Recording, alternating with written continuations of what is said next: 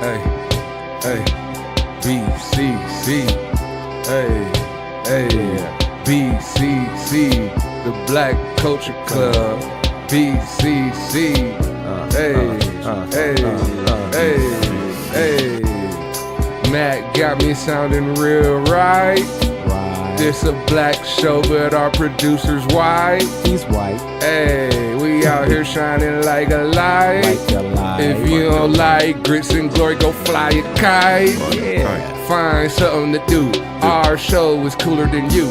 We be playing these fools for fools. I'm longer with rulers and fools. I don't be using those rulers and tools. I just be acting real cooler and cool. They don't understand, I do what I do. I be hitting fools just like the flu. Don't get sick. That's that germ. That boy slick. That's that worm. Boy, you sick. Shit. You on Sherm? What? You on Sherm? Yo, top off. Call him Sherman Hemsley. What rhymes with Hemsley? I be where the pimps be. I do it simply. Your girl smiling all dimply. She's like that pimp me. Anyways, this is Grits and Glory Podcast, episode 19. We about to do our thing. Hey, let's fade it. Hey, let's fade it. Oh, I feel amazing. Welcome to the Grits and Glory Podcast. I am your host, Juan Grits. I got my man Shawn B here. Yeah, Juan Grits. And I got the wisdom, the righteousness, the thinker, EA, Mr. Edwin the Dome here as well. Hold on, folks. And you know what I forgot? It's episode 19. You know what I forgot? What's that, Chief? I'm a grown man now. Oh, yeah. But when I was a young boy, my father sat me down. He said, son, I'm going to tell you like my father told me. As long as you got some grits, you'll never go hungry. Absolutely. This is the Grits and Glory Podcast, episode 19. Prepare to be fed. And we're just going to feed you with more black culture right now. Because we're right at the tail end of February. By the time this hit Pod Bean, it'll be in March. But you'll still be feeling the aftershocks of Black History Month, a.k.a. Black Culture Month. Yes, indeed. So we're going to keep it black. You know, because where can you get just black men keeping it 100% black? Yeah, man. All the time. The #1 black culture podcast. Just flowing. We just talking to you. Just talking to you. Talking through you. Right. So, a lot of things have happened recently in the news. A lot of stuff has happened. We were just talking about the whole Kaepernick situation. I was bringing Shawn up to speed on the Kaepernick situation. Yeah, I haven't really been paying attention to the Kaepernick situation. I just heard he won. He won. But okay, so let's get the facts out the way, and then we can get into do how we do and dissect and philosophize like we do. So the fact of the situation is Colin Kaepernick in 2015 or 2016? I think it was 20. I'm not even sure anymore. All right, took a knee because he didn't want to stand for the anthem when a lot of black folks were being shot by police. You know, just making a stand. He wasn't really, his goal wasn't to like get a bunch of publicity, but once he got a lot of attention, and he became a free agent, he couldn't get any work in the NFL, in the same league where Blake Bortles is a quarterback, where Mark Sanchez is a quarterback. Yeah. The obvious. Where Jay Cutler can take a broadcasting job, and they'll pay him to lead a booth and come out and play. So it's hard to believe that a former Super Bowl quarterback was not viable for one team in the NFL, even as a backup, for a year. So Colin Kaepernick did a lawsuit against the NFL for collusion, the owners colluding the blackball to keep him out the league. Now, he did that himself, but wasn't there another player with him? Yes, Eric Reed. So Eric Reed was signed to the San Francisco 49ers. He also took a knee with Kaepernick. He was the first player to take a knee with Kaepernick. They're very close friends. And he became a free agent last offseason, and he did not get picked up until week 5 or week 6 of this year. He got picked up by the Carolina Panthers. I didn't even know. Yeah, a lot of that didn't even make any sense to me, man. Like you said, Blake he's a top, and Eric Reed is a top safety. Well, he won a Super Bowl in the NFL. Well, he went to the Super Bowl. He went to the Super Bowl. He went to the Super Bowl. He didn't win. He didn't win. Won a great rookie year, right? Won a great NFC championship against Green Bay. So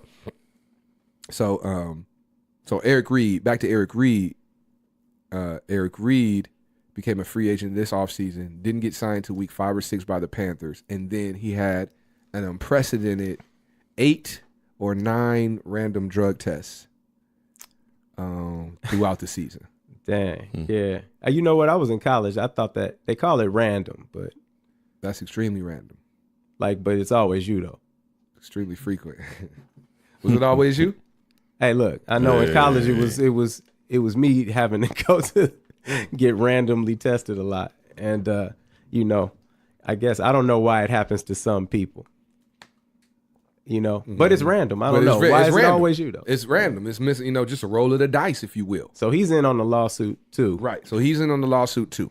Okay. And so the lawsuit is that the owners colluded to keep them out of the league because of their social stance, their political stance. Right. All right. And if you know any history of the NFL, you know that they have plenty of money to throw at lawyers, and they will fight if they feel they can win a case. They will fight a case to the end. Just think about Tom Brady with Deflategate a couple years ago.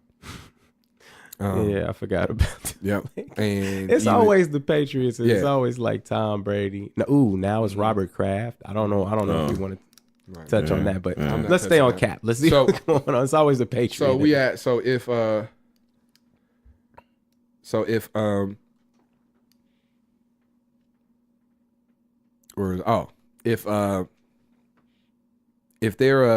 If they're colluding to keep them out the league because of their social stance, and they have all this money and they have this history to be able to fight any case to the end, then if they were to settle and just pay, then that would be in that mission of guilt or that mission of wrongdoing or a mission that they couldn't win this fight.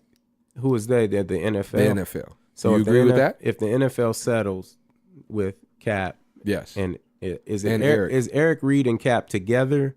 Or are they separately? Together. They're in the lawsuit together. So they're okay. So and the NFL's like, we don't want any smoke here. Here goes this. We admit we did this. Here goes your settlement. Yeah. Do I find that to be wrong? Well, the issue is they did admit it, but as part of the settlement, they made Kaepernick and Eric Reed sign a non-disclosure agreement, so they're not allowed to speak talk about it. The details. So do I like what went on? Like, and it's evaluated that their pull-in from the settlement was somewhere between 60 and 80 million. Now, also Eric Reed just re-signed with the Panthers. All right, but that doesn't have anything to do with this. Like Eric Reed. No. Re-sign. He has a job. Yes. Cap doesn't have a job. Cap doesn't have a job. That's all right. And this lawsuit doesn't have anything to do with that. One's working and one's playing football. Well, the one that in order for the one that's playing football to be settled on in this lawsuit, then it had to be proven that that people colluded not for him to have a job. I don't know. I think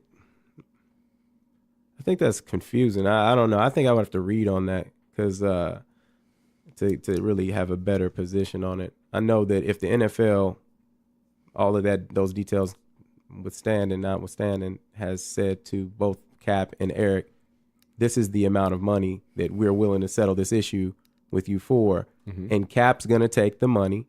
Is this 60 to 80 each, or are they dividing this money? Are they both getting paid together? I would assume that they're dividing it. So it's both of their money. Yes. It's both of ours. Mm-hmm. And Eric is still employed with the Panthers. Correct. Yeah, he just re-signed. That doesn't make any sense to me, though. Because if the NFL is admitting that they've colluded to keep Eric out of the league, but he has a contract on the table, is that what happened? Well, here's the thing. He re-signed his contract. So he's on the team. Yes. He re-signed his contract a week or two before this decision, this Was settlement made? was made. So the NFL's like, we're gonna basically protect ourselves, but still give them the money. Yeah, how I look at it is the NFL It doesn't make any sense. probably re-signed him to help the case, to help their case. But again, like, so if I settle, if you tell me that I'm, colluding against you and this other guy, I might be colluding against you, Cap, but you still got a contract. Well, here's the additional. You could say that all of these, there was a study done that said that it was something like statistically impossible for all of his random drug tests to be random. So that could have been included in the case as far as colluding it. Like, so colluding. So let's say you work colluding is like an activity to. So let's say you work do something. Right. So let's say your boss, doesn't outright fire you, but they continuously do something to make your performance look bad. So like lower your performance. Yeah, like give you a demerit or kind of besmudge your record. Right. Besmudge your record. Right. So it's in the realm of the. So it's in the realm of collusion. Absolutely. So the NFL works against Ed, but still employs Ed. So he can still win the collusion case against the NFL and still be employed. Yes. Because the collusion that he's proving I've done, I admit happened, but I still didn't collude to keep him out of the league. You, though, I've colluded to keep out. Yes. And that language mixed in with what Ed's situation? Am I making sense here? Yes, I mean, like, but here's the thing. We'll never know. I'm trying to learn myself. We can assume that, but we'll that's a never lot of know. stuff. That's why I'm like, we can assume that, but we'll never know because it's close. Are they taking the money? Are they taking the money? They took the money. Okay. They took the money. I mean, so Cap won, right? That's what I started at. Like, okay, Cap, yes. All right. So, but here's the question. Here is the question. Uh-huh. So Cap won the case. Okay? So did Eric. From a legal perspective, Cap and Eric won the case. All right. Right? So by settling, the NFL admitted some wrongdoing, some involvement in collusion, right? Mm-hmm. And he gets paid for the lost wages of not being able to work in the league. And Eric Reed gets paid and also continues to work in the league. Right? Man, that sounds like two. So Eric Reed won. That's a complex. He really won.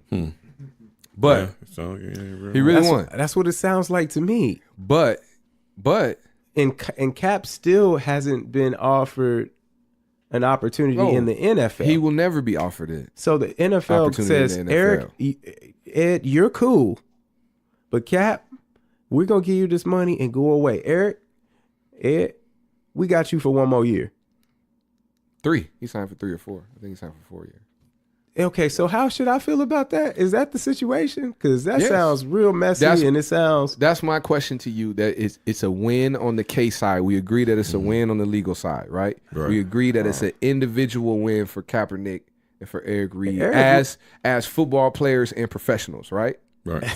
We can agree on that. Eric really won. He pimped it. He pimped the system. Hey, he's a hustler. He finessed it, as the kids say. Yeah, he finessed. He finessed out here. He's the key finesse. If we got that right, is that how it went? That's how it went. Because, I mean, like I said, you just thank you for giving me catching me up on these things. He stroked him. You know wow. What I mean? Yeah. So how do I feel?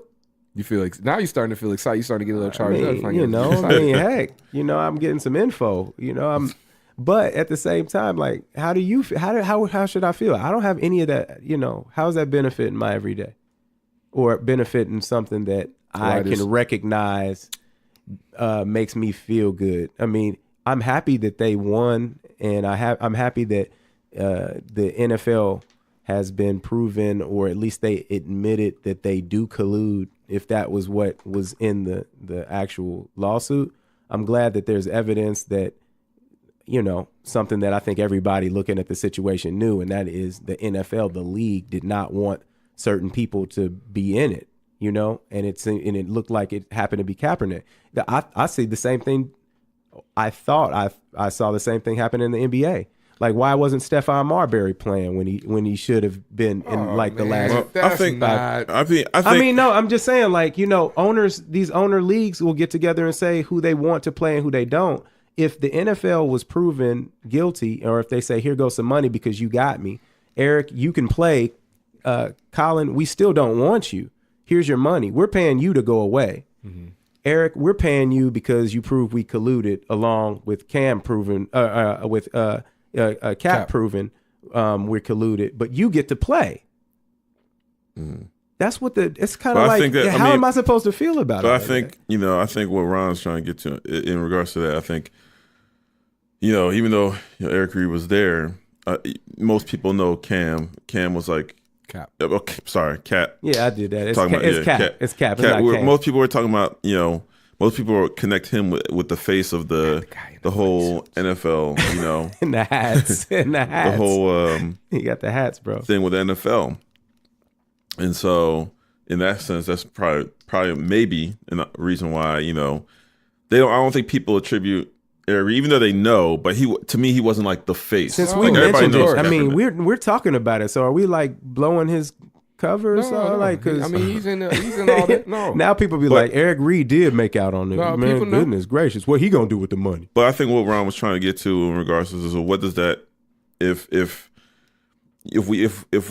they won on the case side, but they've been given money and to not say anything, then what does that say about the whole movement itself? Who should benefit? Did the move? No, well, not necessarily who should benefit, but I felt like I did win when they won. When I heard that Cap won, I was like, "Ooh, good, score one for black people." So there it is. All right, that's what I mean. Is that what you want to hear? No, score one for black. When OJ was found, not guilty, I was like, but score one because I want to break that down. Like that's what I'm saying. Let's break that down. Yes, we always go. We always. Are we OJ going there? Like, we've gone there before. I was in high school with everybody when all the white kids in school when they heard OJ was free. I heard a collective. Oh, yeah, it was. Yeah, it was bad. It was really bad. And you know what? I couldn't disagree with how they saw things. Yeah. Well, but score one. Like score. We take a win when we can. You take a win when you can. That was, the only time it felt like that. Jeez. The second time it felt like that was when Obama won. Oh no, wait a minute. Like you didn't want to Hey, when Obama won, I was feeling really empowered just to say, you know what, I'm gonna act like I've been here before. Because this is what's supposed to happen. That was the tough. Like you don't want to. Come on, America. You don't want to celebrate too much. This is the best thing going. We all know it. Yeah, you want to act like. Let's go. You want to act like you've been there before. Yeah, act like this is not a big deal. That's the Barack way too. He's like, hey, we got one. We've been down. We've been been to the mountaintop. Yeah, we got one.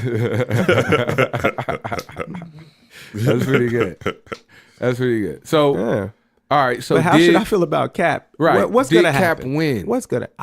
It said he did. Yes, he won the case. You said he won, but like, do people feel the movement won? Because I feel like I think I'm gonna bring you back in, producer Matt. I think I'm gonna bring you in on this one. Producer Matt was bringing up some points. Hey, Matt be shaking his head and like, what do you think, Matt? Come on in, man. Oh God, what Matt thinks. So does the fact that he won but can't talk about it, and like, does that taint the fact that he stood up as a role model for all those years? Like, does that mean that, I got paid, I'm not going to be the voice? Now, I understand, I don't agree with that, but that's a counterpoint that some people are making.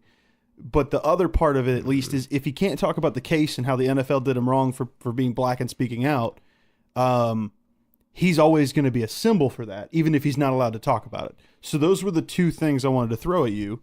Is number one, does this tarnish what he stood up for because he got paid and has to shut up?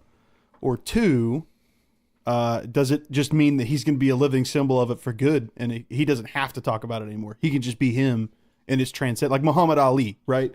I say that name, and it conjures up a whole bunch of things about civil disobedience and not accepting the draft. Like, there's so much attached to him, he never even had to talk about it again. Did Kaepernick just reach Muhammad Ali status, or did he tarnish him? But was Muhammad? I mean, if you want to was Muhammad Ali? I mean, given money, I'm like, I think be quiet. Yeah, I think it was. I wish they could have. I bet there are some people who wish they could have given Muhammad Ali some money so he'd be quiet. Mm-hmm.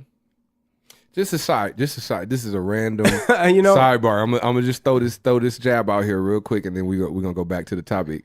But I feel like society only loves Muhammad Ali now? Now because he got, what was it, Parkinson's.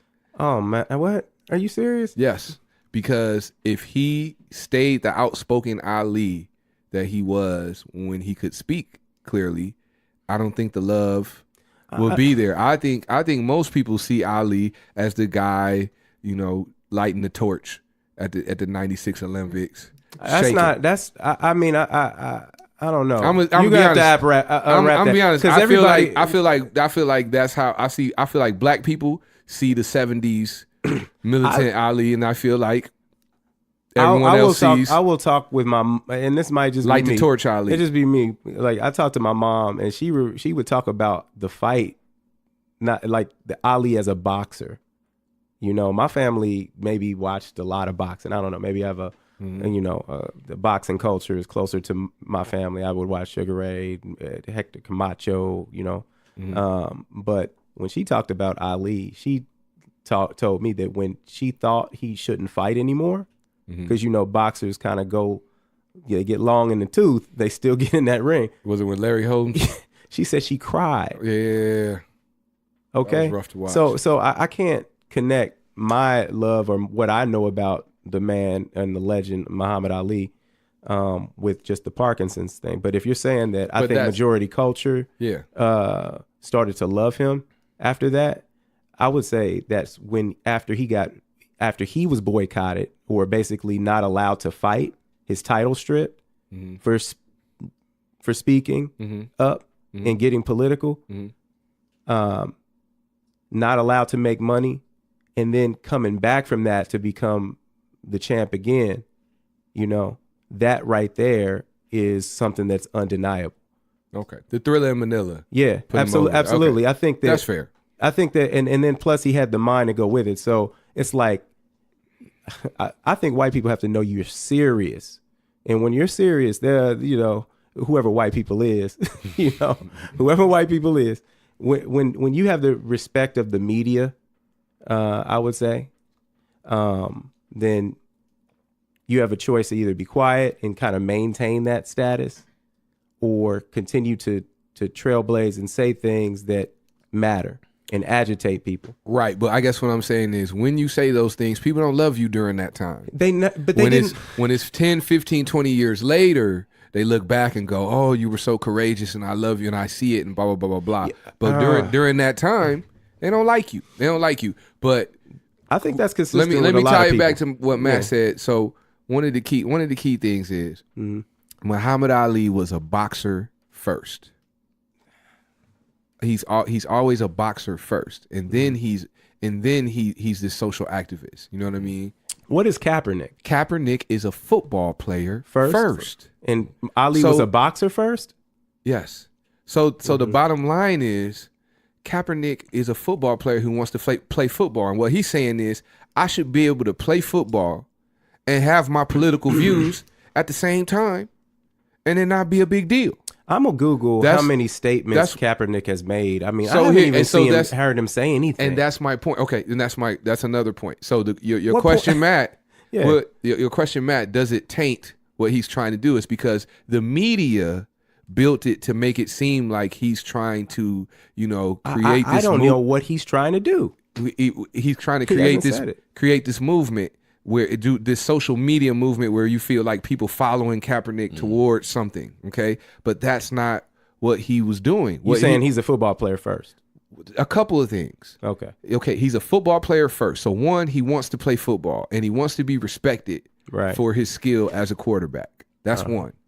The second piece is, okay, now that he's become this symbol for black empowerment or standing up against systemic racism or whatever it is, he decides to take action in his way. And his way to take action is through money. So he commits to, so like you think about it, Kaepernick's not a big speaker.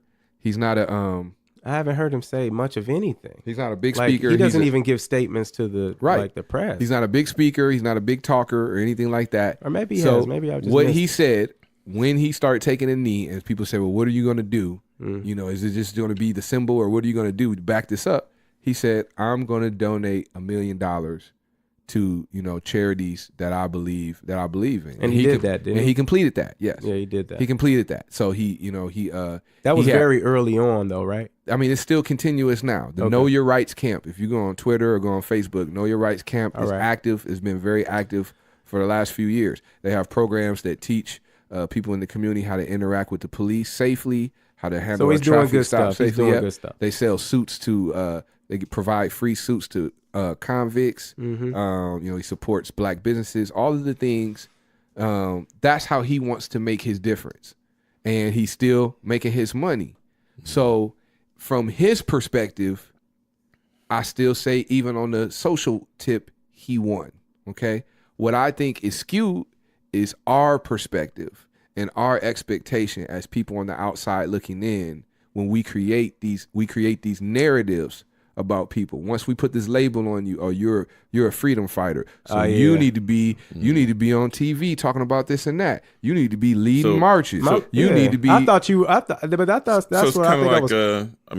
It's kind of like Charles Barkley when he used to say, you know, I'm not a role model. Y'all made me a role model, but I'm not a role model. So why do I have to? He even made a commercial about it. Similar in the same aspect. Similar, yeah. Similar in the fact that, you know, it's the general public assigning a role to you that you didn't ask for. Mm-hmm. But I mean, Charles Barkley was a role model.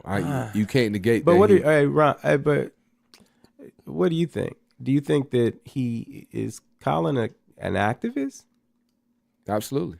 And is he self-proclaimed activist, or did you? No. Is that how you feel? I know. I mean, I think he's a proven activist, and I think he's the best kind of activist because he is an economic, financial, and results-based You have expectations activist. for activists too. No, I don't have expectations for activists. What I'm saying is I observe activists, or I observe what's going on, and I evaluate it, and I say, is this the best? Is this the best that I've seen, or is this the best way to go about it? And what I've observed for the past 40 years is that the majority of activists in the African American community have gone an ineffective way about being an activist. That might be true. And I think in observing what Colin Kaepernick has done, because I haven't thought about it this way, he has been a very effective activist. I would say that our most effective activists have been Colin Kaepernick, LeBron. So what are your expectations? How do you measure Johnson. this? How do you measure? Okay, so in my opinion, so this is a conversation. Like, we're really taking you for, especially for our white viewers and listeners, people not people that aren't black. You know, like, we taking who you haven't behind. Themselves. We taking you like behind closed doors. Like, this is a conversation that black people have all the time. Yeah, like, and the conversation is behind the curtain. Yeah, the conversation is. Yeah, you funny, bro. How do we beat the system? How do we? How do we win? How do we get freedom? How do we win? Yes, we don't feel free. So we sit and we strategize about ways to get free. You know, how do you Who's think getting free better? How do you think all these pyramid Who's doing the schemes- best job getting free? Is Kaepernick doing the best job getting free? He's the freest brother I know. Oh man, You know, he got to show a lot of money though. He got a lot of money now. He Can he had get free? Tubman free. You know, he could have freed 1,000 more if Hey, they, is if he they gonna knew free they you? were. Is If he they gonna didn't know free they you were though? free. Is he gonna free you though? Huh? Is he gonna free you? Only I can free myself, brother. Okay, only if you believe. That's can what go.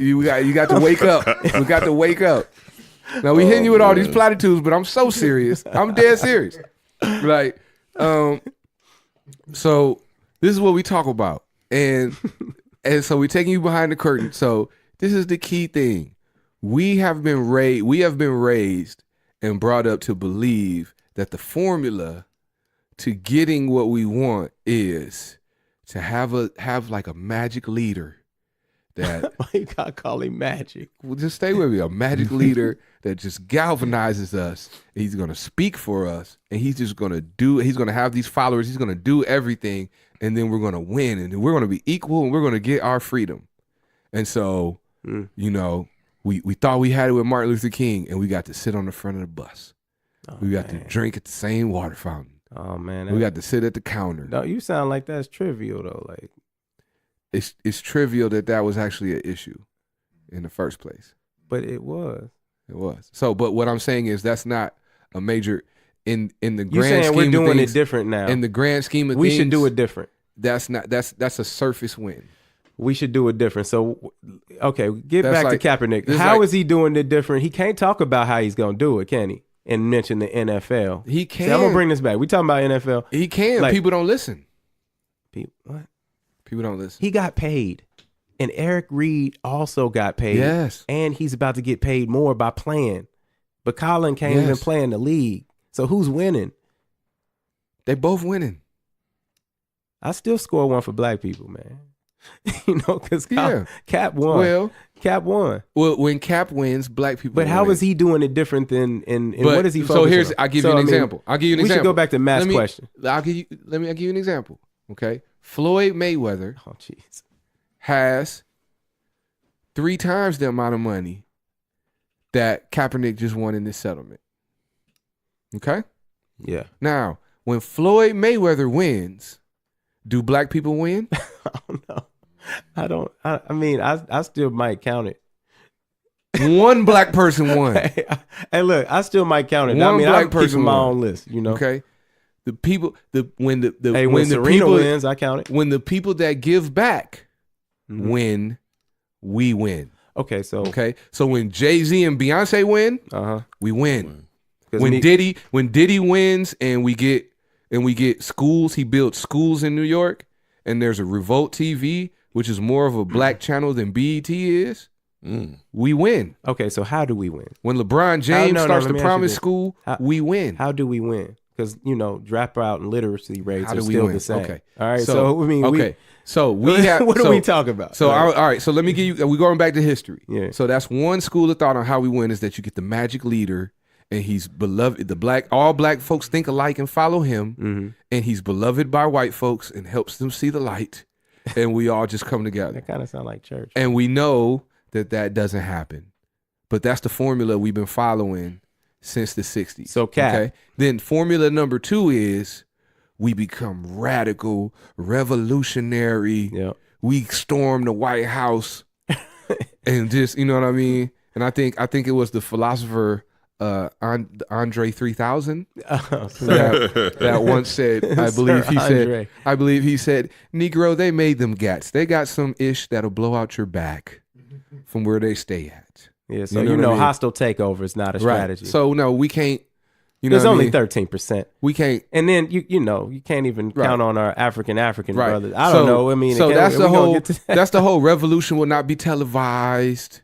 That's that I don't whole know, man. revolution. So that's the other. That's an extreme. That's the other school of thought. Yeah. That is not effective. Okay, not effective. not possible. Okay, not possible. Not effective. Right. Low probability So- of victory. And I'm gonna make this a raw law. I'm officially making this a raw law today. All right. The revolution is financial. Okay. Okay. And Colin Kaepernick knows this. Yes. Colin Kaepernick has put this into play. Okay. And for now, you and me, huh? for you and me, for the struggle. Eventually, yes. Yes. Yes, okay. absolutely. You got to. Maybe we got. If you you gotta have a unwrap family that for member, me. if you have a family member who's a felon who gets out of jail and needs a job, and he gets a free suit from Colin Kaepernick, one of Colin Kaepernick's charities that helps him get a job, then it benefited you and me. Or if there's someone that went to Know Your Rights camp or watched videos on Know Your Rights camp and figured out how to interact well, if with he's a doing race, stuff like that, with a then racist fine. police officers, and Yeah, so I it can not see be an that. explosive situation and no one gets shot I mean, or killed. I then would. that benefits I would count, all of us. I would count that. I would say, yeah, that's true. I would say that is a good example. But if he's doing that, then yeah. But I don't know that he's doing that. I don't know. Okay, If well, you know, I that's- do. I've done. Okay, I've cool. done the research. I follow the man. So he's an activist, and he's an up to activist, your and standards. He committed. Well, we talked about this. He committed that first year that he wasn't playing. He committed to give $1 million to programs and charities that would help the community. How do you feel he took the money? Huh? He obviously can't talk about it now. He took the money. Does Yes. that make you feel a certain way? Yeah, it makes me feel good. that he took the money and he won't have any, he can't talk about the issue. Yeah. Yeah, me too. I'm like, he won. Yeah, I'm good with that because here's the thing. Now, if he did all that, I just named a handful of things, but they're all significant. They're significant things and good things, right? Yeah. If he did all that with 1 million. What can you do with this, whatever, 60 million? Yeah, hey, look, I'm not one to count a man's pockets. I'm not like, if he got money, he needs to figure out the best thing that his heart tells him to do with it. I'm not expecting him to do anything that, I have no standards that he should meet. I know he's a good guy and a brave guy, but I don't think that commits him to anything, because he hasn't himself in a statement say, this is for the said black community and I am standing in the gap here. So I mean, he hasn't proclaimed and he doesn't have to. So why should I hold him to something? He did. Like, again, he did. He said it. He said something to that effect. I mean, he did say that he was going to speak out for his people. Not that I'm the proclaimed black leader or anything like that. Not the magical leader. The magical, no. He's not the magical leader. No. But when I say that I want to follow him, I'm saying I want to follow his blueprint. And what I'm saying is that what'd he do? Power, with power comes obligation. You need money too. And responsibility. You need money though. Correct. And when I say power, I mean money. Can Cap use it and Eric Reed have nothing to say about it? Like, do they have to share that money? We don't know the details. See, that's what I see. I'm back to what the lawsuit said. But no, usually when two people win a settlement, what if Eric disagrees? One person, they each walk away with their portion of the money and they do what they want to do. Goofball. I'm just saying. This is what I'm saying. I'm thinking about the possibility of what you're describing might happening. Like, is Cap gonna, even if he has the money, can he freely use it for what you and I know would be good? Or does Eric have a vote in it? It's his money, man. It's JG Whitworth. It's my money and I want it now. It's his money. All right. It's his money, man. He can do what he wants. This might be a moot point. I don't know. He can do whatever he wants with his money. He's a winner. He's winning. But the point that I'm trying to get to is that there is obligation with power. There is obligation with power. So we talked about this a few episodes back. We talked about the levels of manhood, right? And the definition of manhood was what? Supreme rulership over your domain. So and you have levels to your domain. So your first immediate domain is yourself, your mind and your body, right? And then your next immediate domain is your family and your close circle of friends. It's like a universe. Yep. And then the next domain and it goes out to your community. And you have to conquer each level before you could delve into the next level. It's levels to this. That was the name of the pod. What was that episode? Look us up.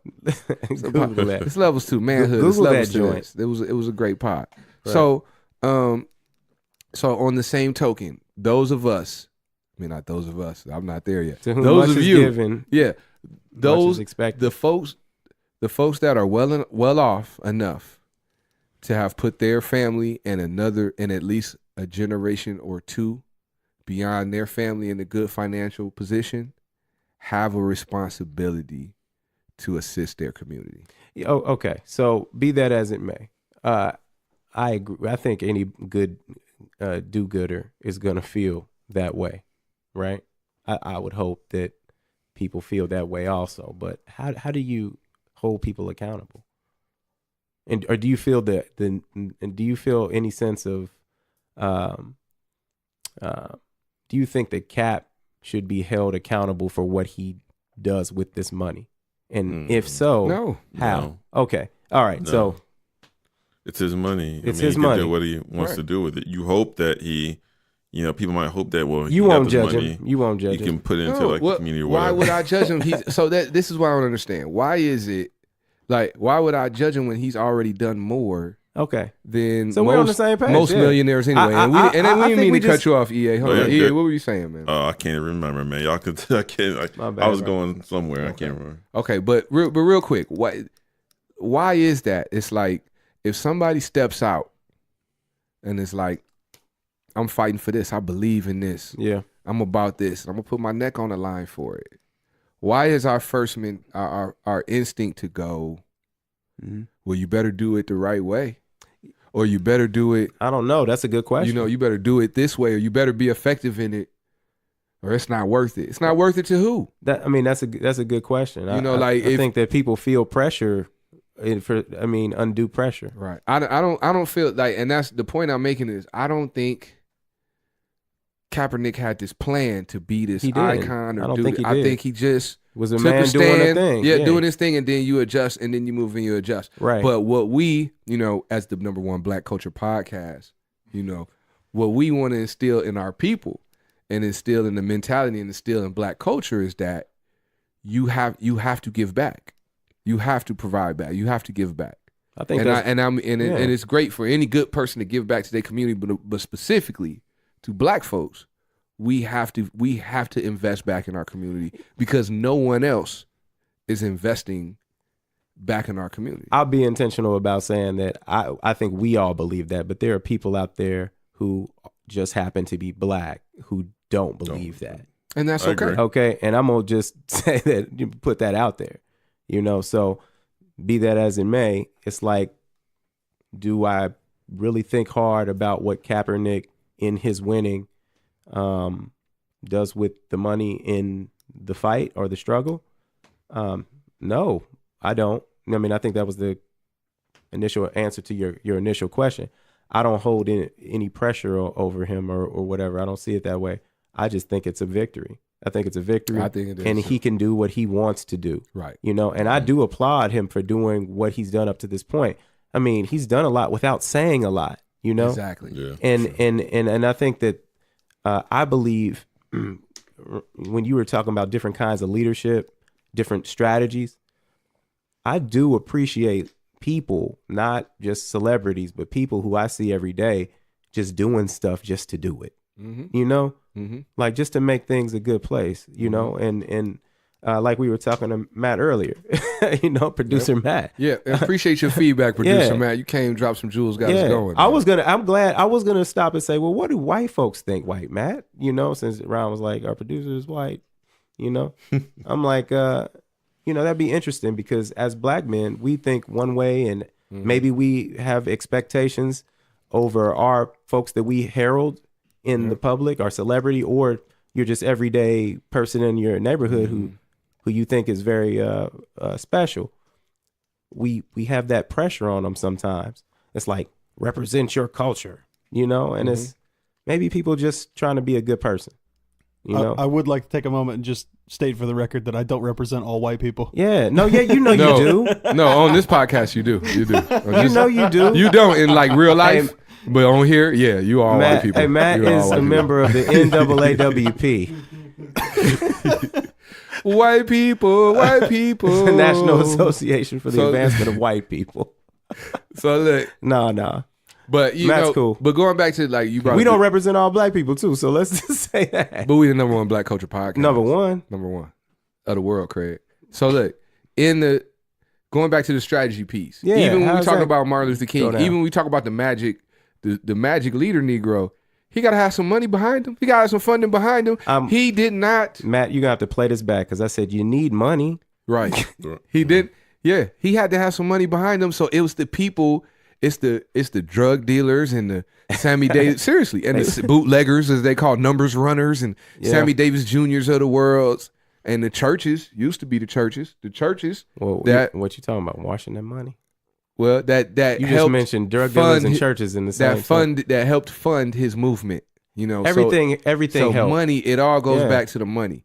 So again, I guess my focus, what I want to challenge people to think about is stop thinking about one specific leader or holding someone.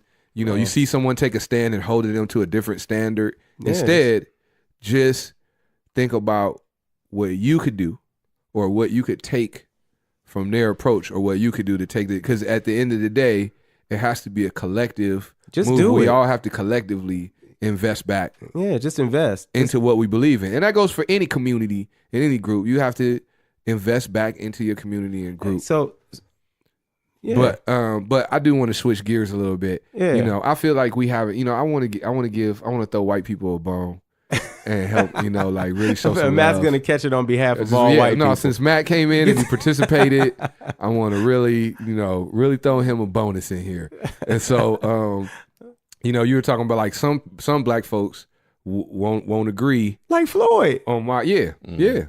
Well, obviously Floyd, I'm not going to say this is how he feels, but from what I been able to see, I didn't hear him say, I don't like black people or I sold out. No, he just doesn't feel any responsibility. He's like going to do what he wants to do. Yeah, he only feels responsibility to himself and his family. Really. But basically, isn't that like him saying to an educated person, black people are not monolithic. It's like, is he supposed to do something? Right. I've been talking to people a lot when we talk about these subjects. Black people either represent everybody when they get a microphone in front of them on TV. Mm-hmm. And I think in whatever the black community is, I feel like cringe when they say something crazy or they do something crazy. I've been training my mind to say, these are individuals. Mm-hmm.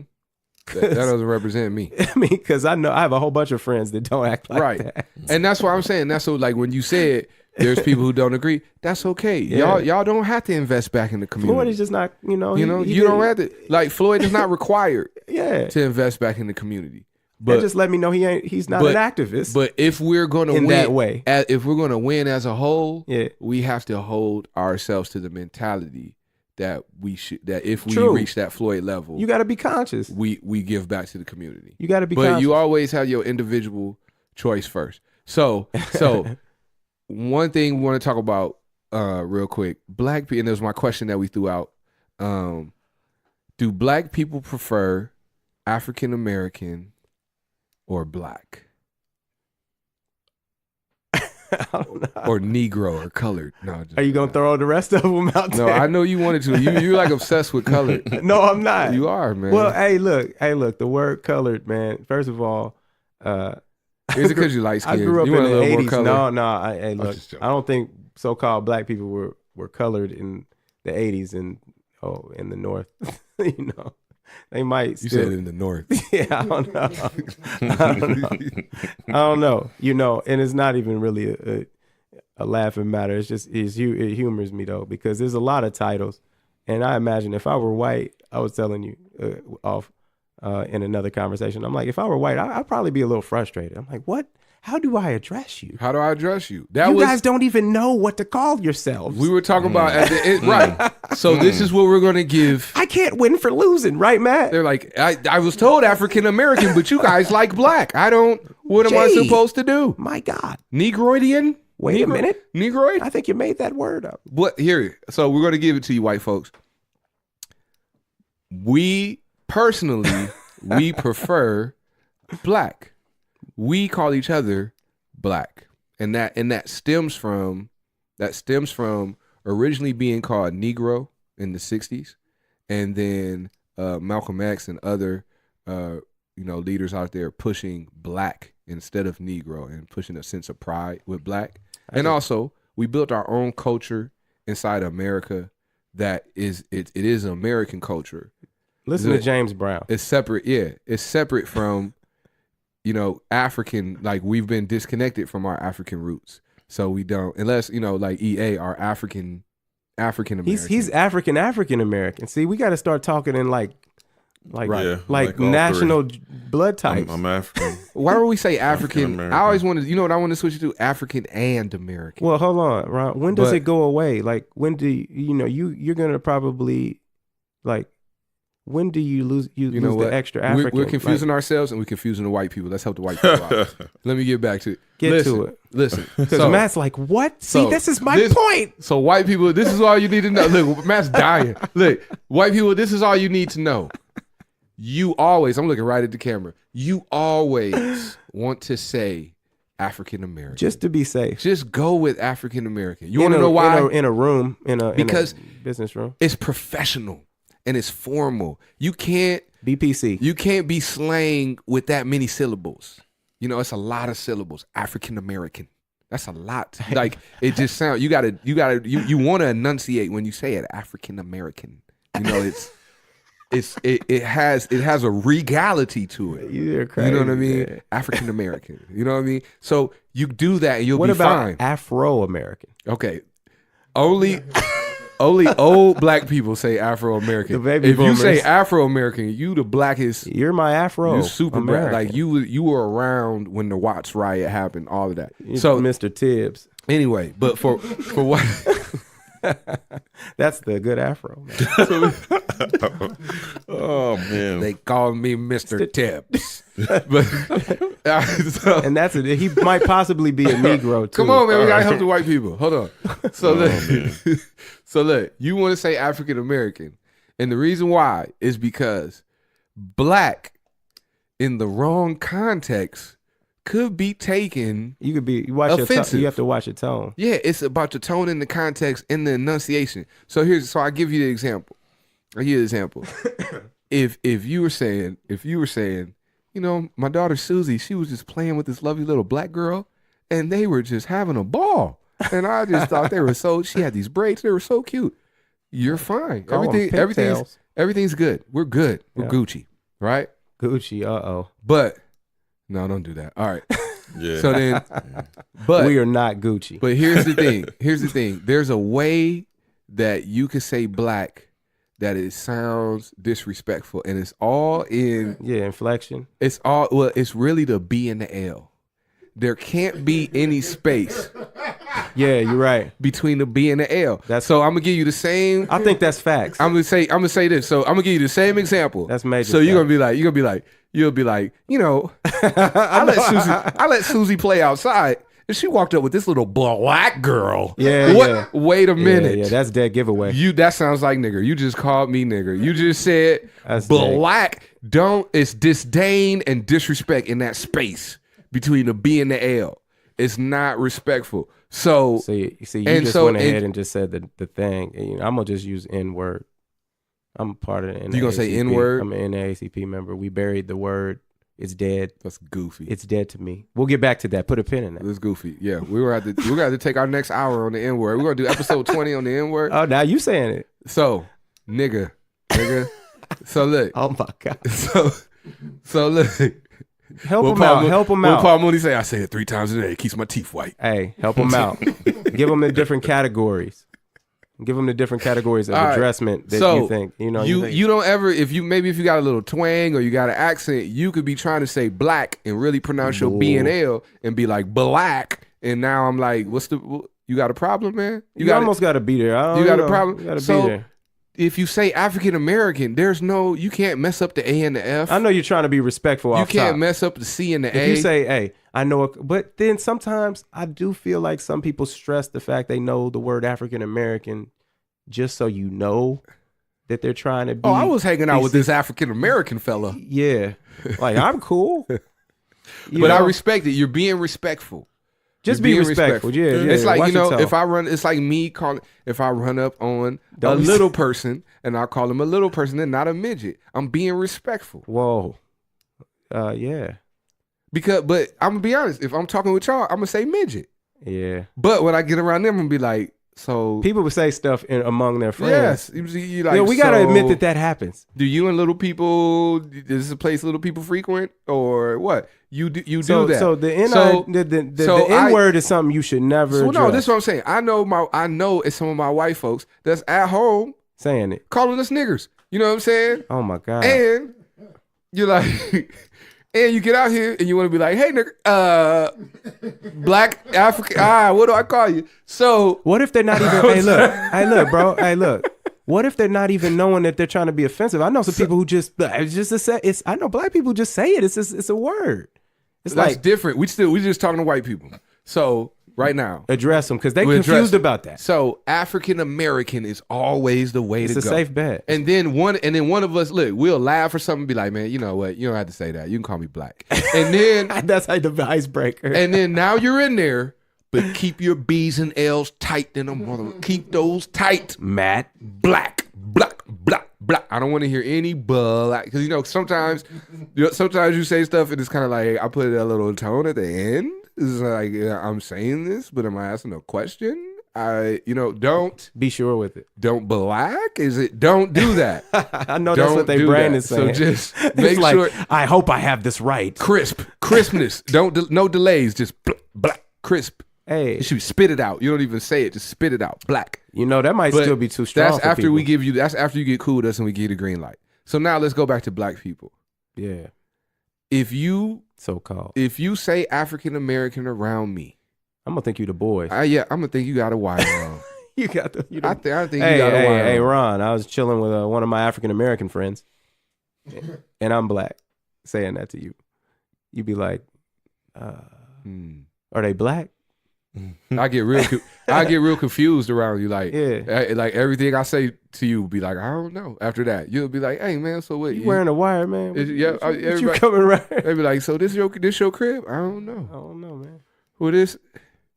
What time did Black people got to use black. you had to work today? I don't So black know. people have to use black. You shouldn't be black using African American with African We American use blacks. black brother and sister, and we can use what you call. What do I call it? You call it the what? the. I don't know what I call it. I call it nigga. I say nigga. You call it The N word. yes. Yeah. Yes, that's what we can use. The so-called N word. That's what we use. Yeah, we do. Yeah. But see, on a podcast, and because I'm a member of the NAACP, we buried that word, so it doesn't really even exist to me. It's not in my vocabulary. I hear you, and that's that's a beautiful thing. But you remember the grits and glory here, and here you remember the grits and glory, and here we don't. As we buried that word. As chairman of the grits and glory, I do not acknowledge your NAACP in all membership seriousness, in all seriousness, in this vicinity. But even in that acronym, it has the word colored in it. So there was a time where black people were considered colored. I told people. y'all he was stuck on color, didn't I? I told you. Now, I mean, he gotta think about color. I mean, I don't know how to feel about that because I don't think the NAACP itself is like it's an organization with a lot of so-called people who consider themselves black, but then it's diverse too. And is the colored people in the acronym standing for black, or is it just non-white people? Colored people or people of color, and white people can be colored too, right? There's different shades of white people, right? No. Really? Yeah, come on. You got lobster red. You got Lobster red. you got olive. The Italians. Lobster red. Yeah, I mean we got different shades. I don't know. I've never heard lobster red before. Listen, You know done seen some I'm people gonna tell who you need right some. now. I'm giving you game for free. If you're listening and you're white and you rap, if you don't make your name Lobster Red, you tripping. If you don't make your name Lobster Red, do you know how many millions of records you're gonna sell just being named Lobster Red? There's different shades, man. Lobster. Who's colored anymore though? Only you, man. No one talks about color, but But wasn't there a time where black people were considered colored? yes, Why though? Like Matt. I'm too. I can't answer because I'm trademarking Lobster Red for myself right now. yeah, man. I'm Make locking it. it down. Well, hold on, man. You Lobster can't Red. just trademark it right in front of me. Man. You're not Give gonna us the give me white any people money. answer. What made white people decide to call us colored? I mean, okay, so is that offensive to you if I say the colored boy? The little colored Boy boy is down the more street. offensive. Boy is more offensive. So you don't but- like boy. We don't like boy. We don't like the N word. No, we don't like boy. Do you like colored? I don't like color. Could I consider you colored?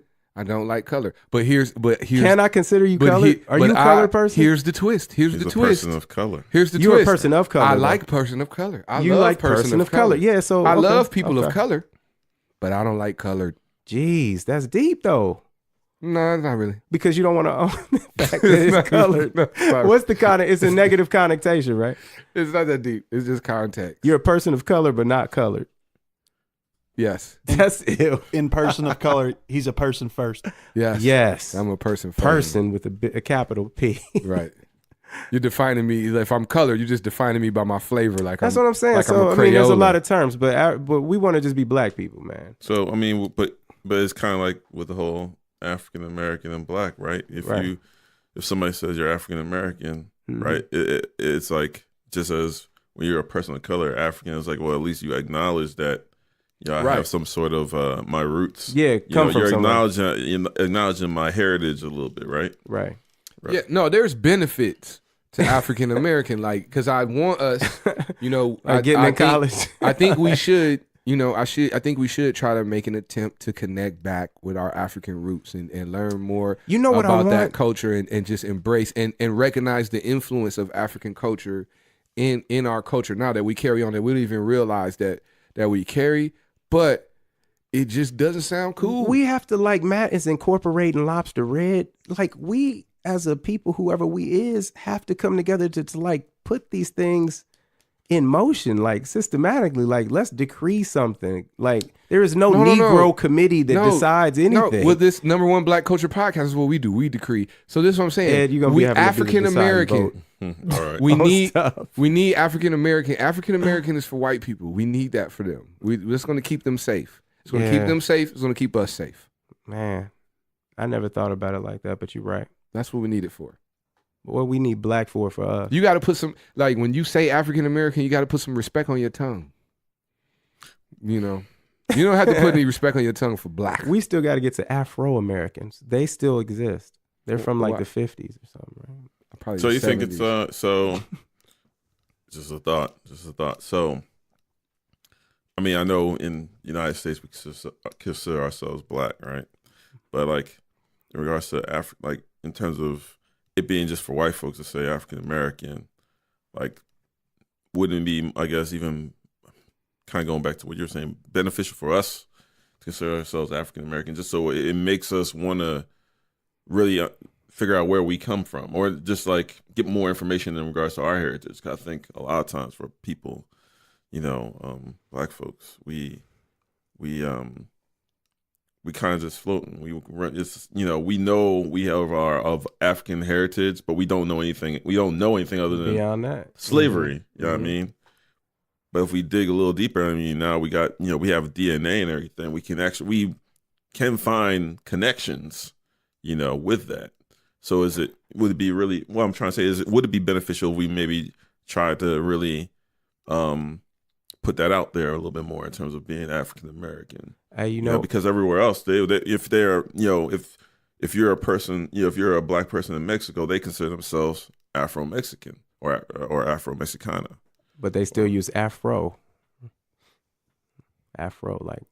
They do. I was thinking of that also too before. They do still call themselves Afro. But what? That's. So there's a lot of labels. My point is this, Ron. There's a lot of labels out there. You think we're not Afro monolithic. is switching it back to cool or something, making it sound cooler or something? I don't know. All I'm saying is that I'm just focused on the stuff that offends me. Yes, man. You're very focused on words and I am, because it's gonna be. Very semantic. Yeah, focus. I think it's worth it. I think a lot of people out there Google semantic, kids. You usually. But look, EA. I think it matters, man. But I think, to Matt's point earlier, I like the word person attached to. I don't like. What irritates me is when I hear like the president say, "I'm cool with the blacks." Yeah, like that's like, I don't like that. That's like we're like a pack of something. I don't like it doesn't that. sound right. But either way, anytime he says anything, it sounds bad. Yeah, because he's racist. My African American. He could be like, I'm cool. My African American. I'm cool with black people would be cool. Exactly. Right. Because he's racist. So, but my blacks. You made, like, again, Thinker came with you made an amazing point that the label of African American should make us want to connect. Yeah. Back with Africa more, right? And connect more with Pan-Africanism in a way, right? But, for whatever reason, and I think that's a valid point, and we should, but I just think for whatever reason, it just doesn't. Whatever reason, there's no organized movement. Well, the thing is, but the thing words is, are words. Like, words just kind of catch on how words and labels and titles just kind of catch on how they catch on. But there's no in the culture, right? You can't. Nobody can organize and say, "Well, this." When you say, all right, when you say, why do I define? When you say on fleek, it's gonna mean this forever. You know what I mean? It's not. I'm saying this like when Jay-Z came out with you know, that song where he goes, he made the statements that people who of Jewish faith found anti-Semitic. They got him like the day after his rap album dropped. Like there's a organized community out there checking and making determinations about who can and who can't like get away with defaming or disrespecting their culture. Right. And black people don't have that, in my opinion. Yes, but I believe their history is a lot more linear and clear cut. Okay. Than our history. Well, so our history is muddied.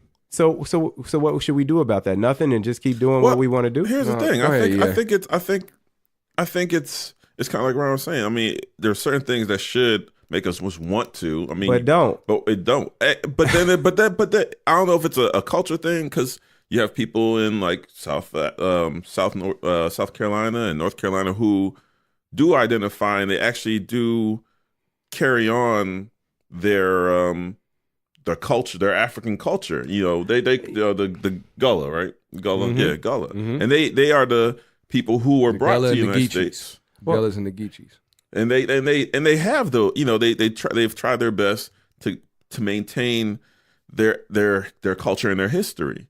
I guess okay. And that's but that's great just a practices. small percentage. You know what I mean? There's a small percentage of people. I guess if I could as time goes on, it's kind of, you know, fading away. So what do you think about this, Ed? What do you think? Okay. Because you brought it up earlier, you can go and trace where your roots are, right? And if you find that you're black in America and you have roots in a particular country in Africa, what do you think about the idea of maybe being able to have dual citizenship, a partnership with that America and that country, where, you know, we can actually legally trade, like, you know, you can go back and forth, the economies can exist, each nation can be recognized as a part of each nation, like officially. I don't know if people would do that, but it or if it's possible, but I think that that's one way to make like something like that official. So we could say we are the nation, you know, actually tie back. Right. I think it kind of goes back to what Ron was saying. I mean, everything, the things that we need to figure that out as people is there, right? It is there, but for whatever reason, I don't know what it is, and maybe it's something that has to build from time. I feel like white people just use black. I feel like you're trying to African American. You're trying to set them up for failure.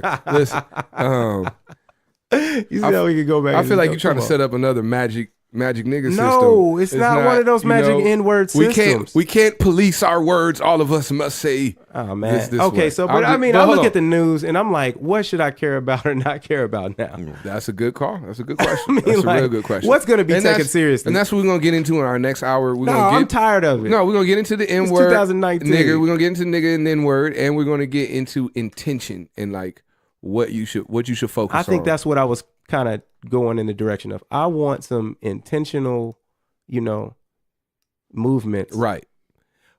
I feel you. But back by the people. But back to EA's point where he was saying, does he feel that using African American, you know, would that spark people to connect more back with their African roots? Not necessarily. Some folks will. I mean, but it'd be a great exercise.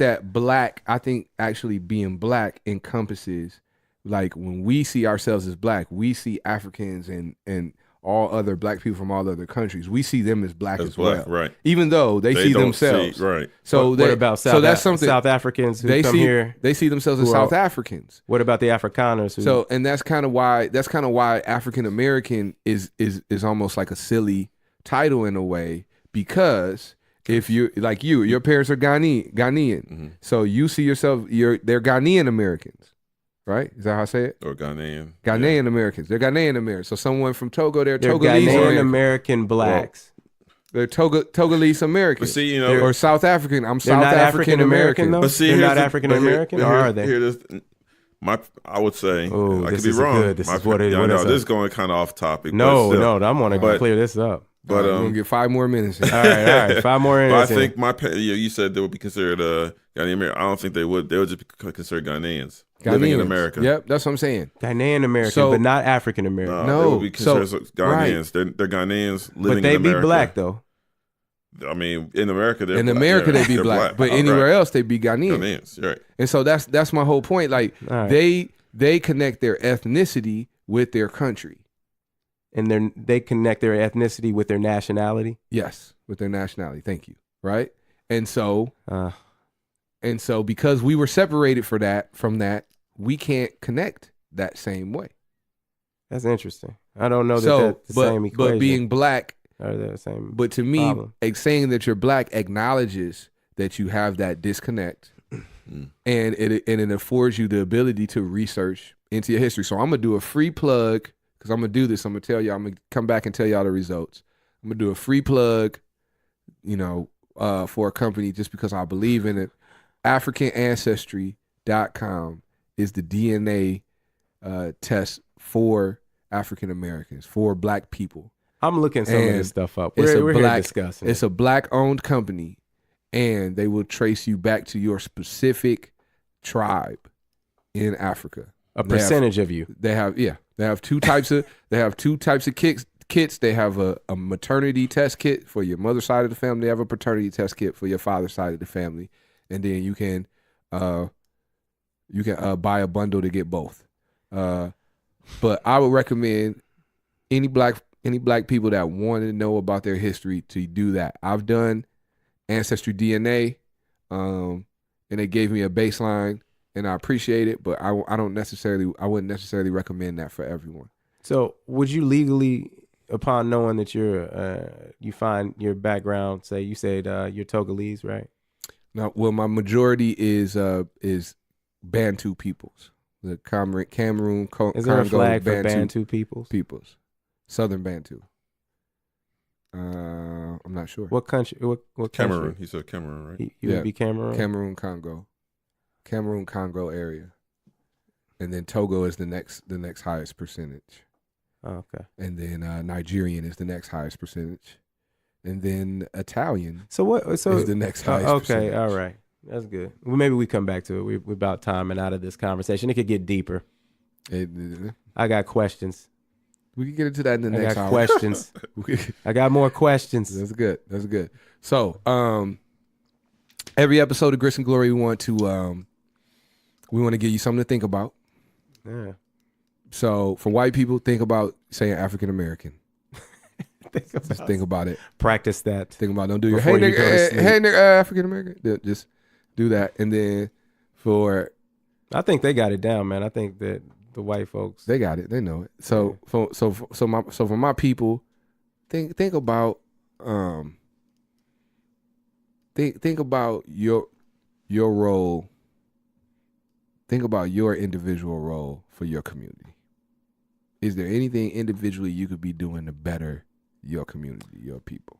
Yeah. Be intentional, do good things if you feel like it. If you feel like it. And if you are comfortable, if you have the means, if you're in a comfortable position to do so. If you have the means just be a good person. Right. And then the challenge for you is we're going to stick with the new raw law today.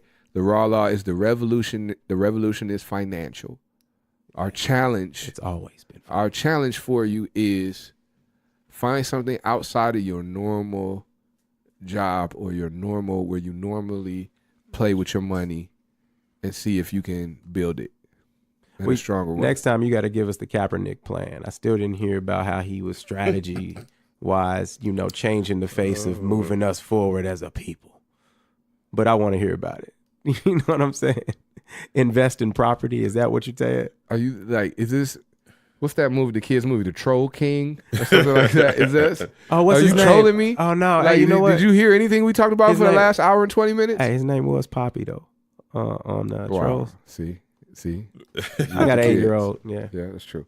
All right. Hey, Grits and Glory is the pod. We appreciate Shawn B. We appreciate producer Matt keeping us crispy and dropping some insight. Representing white people. We appreciate Mr. Wisdom, the thinker, EA. And, of course, I'm Juan Grits.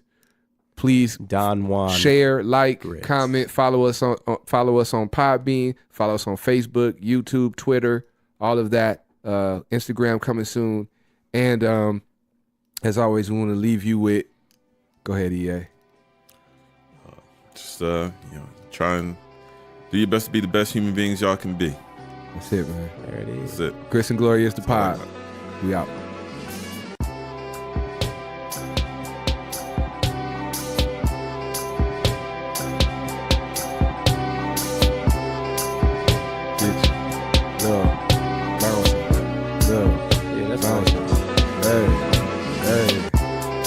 Mac got us in here sounding right. Hey, Mac got us in here sounding right. Hey, Black Show, our producers white. Oh. Hey, Black Show, our producers white. Hey, I might kill these pods out of spite. Hey, knock out Joe Rogan with some might. Hey, knock out Bomani and the Breakfast Club. Hey, DP just DDT Joe Button up. I don't really care. We taking out all the podcasts on the air. It ain't really fair. Step to the pod, don't even double dare. Don't even stare. When we come through, I really don't give a care. We talk about African, American, and black. How we gonna go there? And we gonna get it worse. And we gonna talk about N-words. Yeah. Talk about N-words. N-words. I hate saying N-words. Had to go inward to pull out the N-word. Yeah. Had to go inward to pull out the N-word. See, I think That you might got- be. Had to go inward to pull out the N-word. Hey. Had to go inward to bring out the N-words. Bring them out. Had to go inward to bring out the N-words.